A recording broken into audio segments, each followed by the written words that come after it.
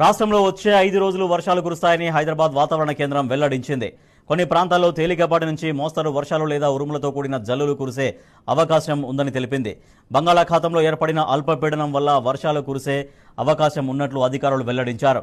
మేడ్చల్, నల్లగొండ, రంగారెడ్డి, సూర్యాపేట, హైదరాబాద్, జనగామ, మహబూబాబాద్, వరంగల్, హనుమకొండ, భువనగిరి జిల్లాల్లో వర్షాలు కురుస్తాయన్నారు. ఈ మేరకు అధికారులు ఎల్లో, గ్రీన్ అలర్ట్స్ జారీ చేశారు.